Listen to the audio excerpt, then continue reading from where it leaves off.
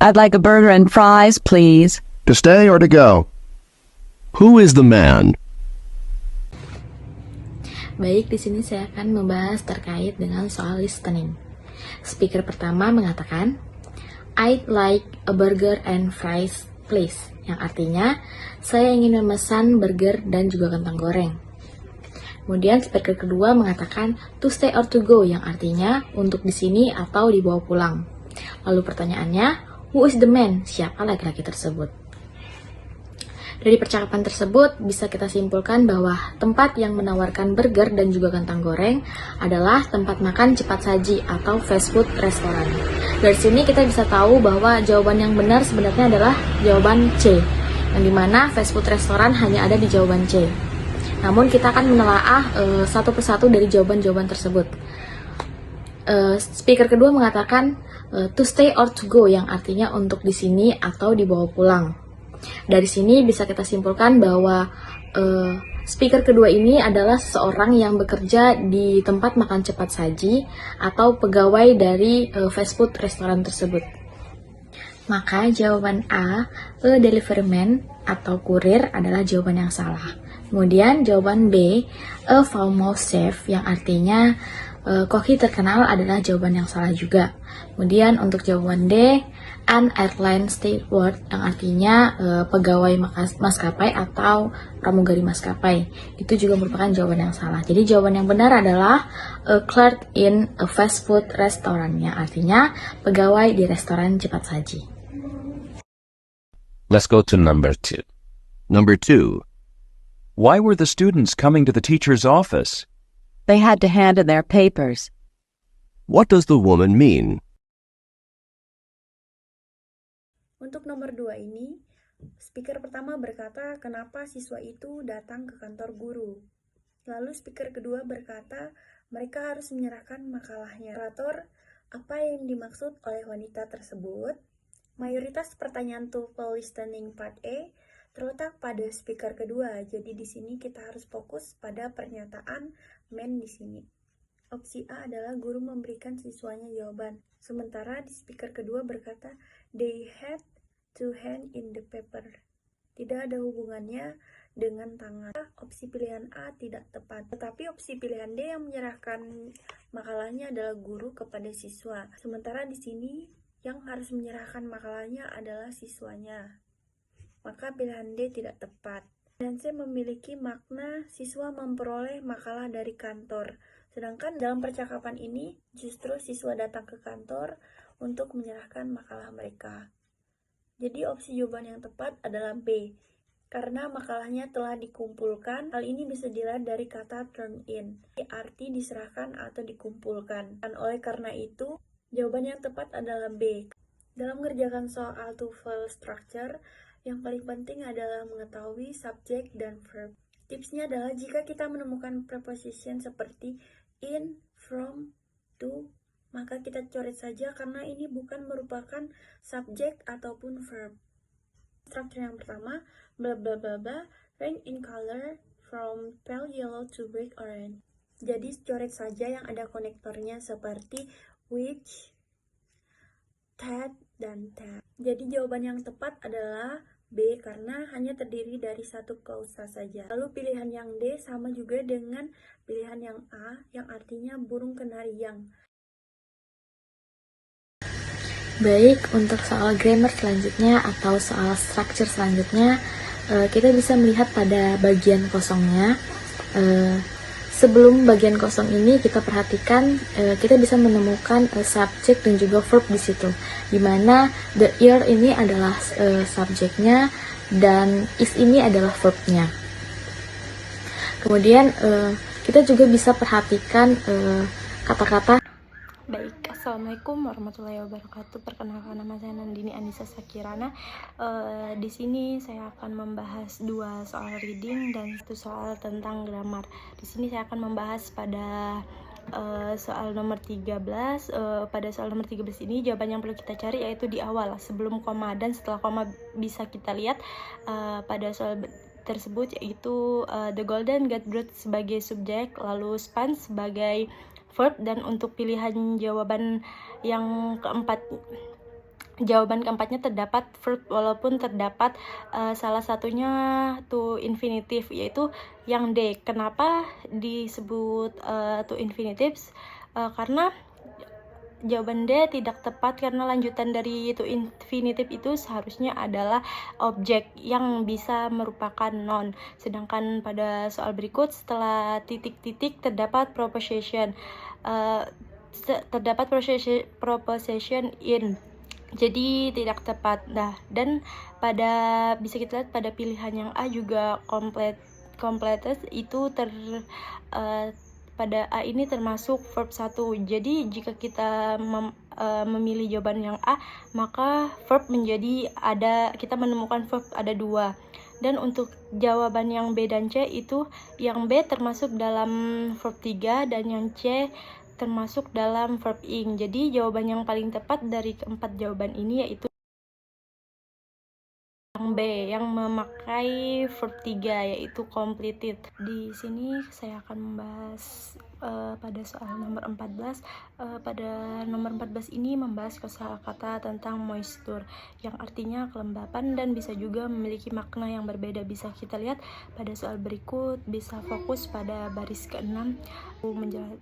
Ada kalimat lightning result when one cloud full of moisture develops an oppositive charge in relation to another cloud. Nah, jadi pada baris ke-6 ini moisture berhubungan dengan cloud, atau bisa cloud berarti dengan awan, dan jawaban yang paling mendekati dengan awan adalah jawaban yang A, wetness. Jadi kenapa jawaban yang paling benar itu adalah wetness? Karena kosakata di sini hanya fokus pada moisture yang artinya kelembapan atau yang berhubungan dengan awan, yaitu wetness. Sedangkan jawaban yang B itu electricity yang berkaitan dengan listrik, yang C gas, dan yang D yaitu muatan positif dan tidak ada kaitannya dengan kosakata moisture sendiri. Dan untuk soal reading yang kedua di sini saya akan membahas pada nomor 17. Untuk nomor 17 ini berfokus pada kosakata zigzags.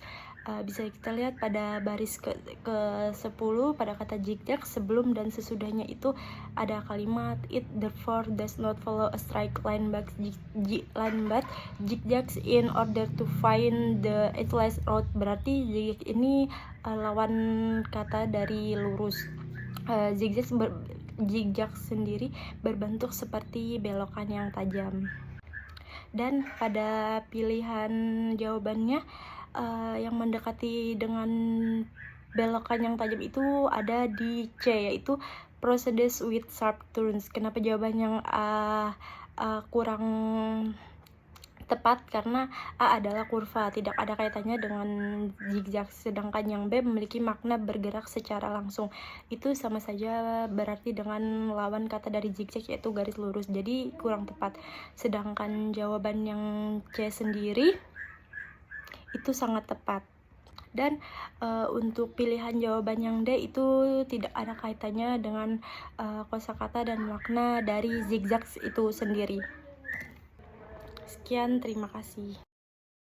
Baik, di sini saya akan menjelaskan dan menjawab soal TOEFL, yaitu di section reading, yang dimana untuk soal TOEFL ini kita tidak berfokus pada teks terlebih dahulu, yaitu kita fokus terhadap pertanyaannya. Baik, untuk soal pertama yaitu according to the passage, what makes fractional distillation occur? Dengan pertanyaan apa yang menyebabkan fractional distillation ini terjadi. Kita bisa melihat di line 4, yaitu in fractional distillation a mixture is separated into its various component part by boiling. Jadi fractional distillation ini terjadi karena adanya boiling atau hal yang mendidih. Mendidih berarti panas, dengan itu jawabannya adalah heat. Kenapa jawaban yang lain salah? Untuk jawaban A ini adalah time atau waktu memang diperlukan dalam proses distilasi, tetapi waktu bukan penyebab utama terjadinya proses tersebut. Untuk poin B, tekanan atau pressure, distilasi fraksional lebih bergantung pada perbedaan titik didih, bukan pada tekanan-tekanan lebih berperan dalam distilasi flash. Untuk poin D, mengapa salah? Yaitu poin B, D ini adalah water.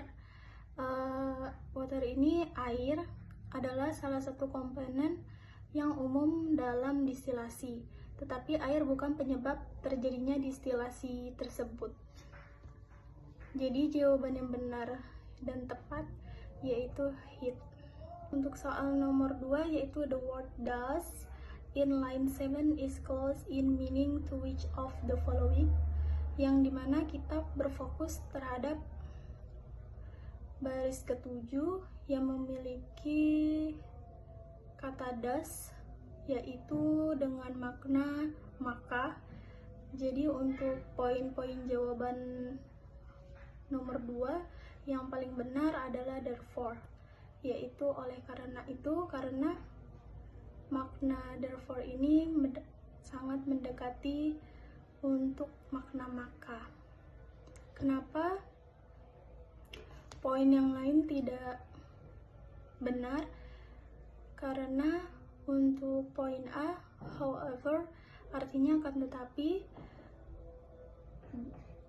Poin B, moreover, dengan arti lebih lanjut, dan C, furthermore, dengan kata selanjutnya. Jadi untuk poin ketiga tersebut tidak mendekati jawaban maka. Pertanyaan nomor 3 yaitu the word purity in line 7. Untuk pertanyaan nomor 3 yaitu the word purity in line 9 means. Jadi di sini kita berfokus terhadap baris ke-9 yang dimana ada kata purity yang mengacu pada cairan atau air yang jernih. Jadi untuk jawaban yang paling benar yaitu B, cleanliness. Kenapa jawaban tersebut benar? Karena cleanliness ini mengacu pada cairan atau air yang jernih. Untuk jawaban yang lain kenapa salah? Dikarenakan untuk poin A itu goodness. Kata goodness lebih merujuk pada kualitas moral dan etika. Untuk poin C, righteousness, kata ini juga berkaitan dengan moralitas, bukan sifat-sifat suatu zat. Untuk poin D,